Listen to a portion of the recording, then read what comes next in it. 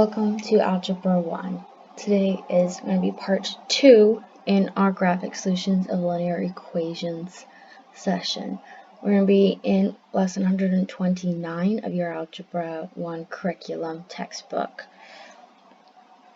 We're going to be down looking at the third section of this, or the third examples that are on here. So we're going to set it up similar to the way we set up our equations yesterday, where we're going to rewrite out the equations so that they are more side by side. And then we're going to create our charts. Remember, we want x and y to be the same equation, or we want x and y to be the same numbers, so that the equation is satisfied and we have a crossover of the lines on our graph. So the first one that they give us here to try is to see if x equals -1. So if x equals -1, then 6 minus -1 is going to be 7. That's right. Because remember, if you subtract negative, it's like adding it to the number, because then the negative cancels out with the minus, basically. So 4 minus -1, by that logic, would be 5.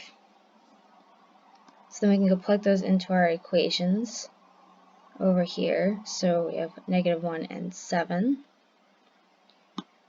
-1 and 5. And you can see that we're on the two lines that we have already established here, so we know we're going about the right way. Alright, well, let's try another number just to see, because we can already tell based on the example that the graphs are never going to fully intersect with each other. However, we want to make sure that that is the case, so we're going to try other numbers to see. So what if we did 2? If x was 2, so 6 minus 2 is going to be 4. And 4 minus 2 will be 2. So then we have 2 and 4. And we have 2 and 2. So yeah, we can tell that they're probably not going to ever intersect at all. However, we can also start seeing that they're always going to be about 2 units different. So see, if I have 2 here, then this is going to be 4, and that's a 2, 7, and a 5. There are 2 units different. Once is an instance, twice is a coincidence, 3 times makes a pattern. So we want to try a third time to make sure that we are doing this correctly, as well as to test our theory that they're going to be 2 units apart. So let's just go up one number and do 3 with each of them, because that should give us a good gauge to see. So 6 minus 3 is going to be 3. That's a duh. 4 minus 3 is going to be 1. Oh, well, 1 and 3 are 2 units apart. So that stays with our original assumption. And we can also start to see that these lines are definitely very much separate from each other. So these kinds of equations are called inconsistent equations. In graphical language, their graphs cannot intersect, but they're going to be parallel straight lines. They're always going to be 2 units apart from each other as they go in the direction. Alright, so now we're going to look at question 3 together. My bad. So we have x equals 4 plus y, and y equals 3 plus x. So here's kind of a different situation in the fact that x and y are not in the same positions as normal either, but we're still going to treat the problem the same way. Alright, so let's start with a low number in order to see what they are. Now, you don't always have to start with a negative. Sometimes it's advisable, but you don't always have to. But we're going to start with just the number 1. So 4 plus 1 is 5. So for this one, that makes this a little hard. So 1 equals 4 plus y. So 4 plus what is going to get you 1? So 4 plus -3 would get you 1. and then 3 plus 1 is going to get you 4. So now we just have to graph those numbers, and we can start to see where our pattern is going to be. We can't fully see it yet, but we can start to see a little bit of it. So we're going to have x going to be 1, and then up, down to -3.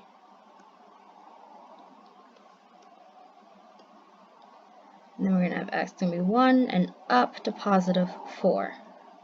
Alright, so now let's try another number. Let's try something a little bit bigger to see which way our graph is going to start to go.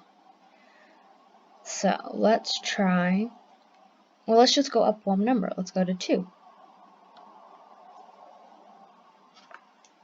So 4 plus what is going to get you 2?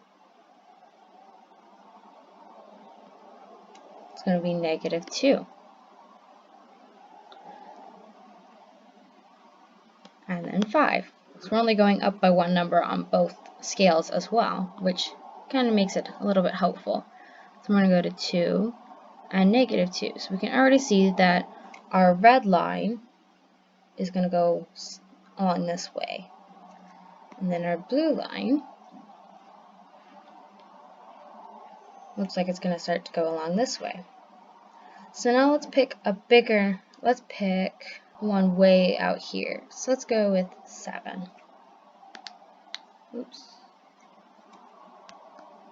Just because that'll put us way out there and it'll allow us to see where our lines are ultimately going to go, and it should help us wrap up quite nicely to show us where our lines are. So 4 plus what equals 7? 4 plus 3, and 7 plus 3 is 10.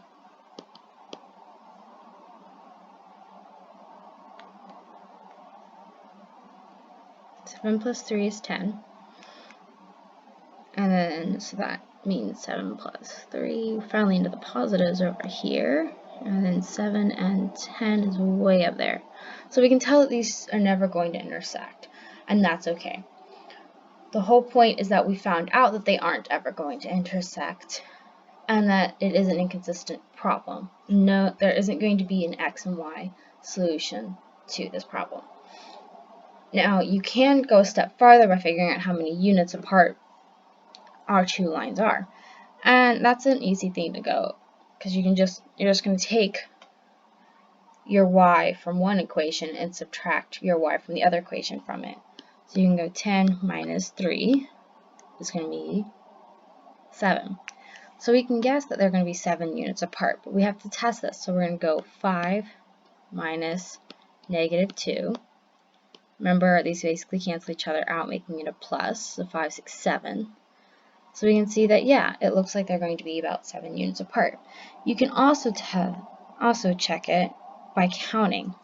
So I go 1, 2, 3, 4, 5, 6, 7. Looks like they are about 7 units apart. Now don't forget, you do want to connect your lines when you finish and label them. So let's connect our line and draw it, because your problems are not going to be done unless you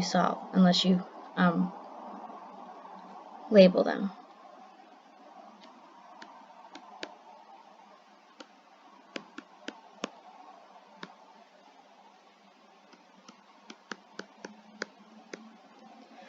And that's all you're really going to do. So, like I said, it's fairly simple. It's exactly what we did yesterday, but we're looking more at inconsistent equations. Now, not all the ones you're working with today are going to be inconsistent. There are a couple that can be satisfied.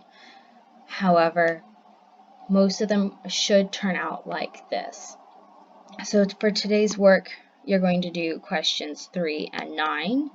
And for homework, you're going to do 12, 13, and 18. And that should be about it. So that'll be all for today.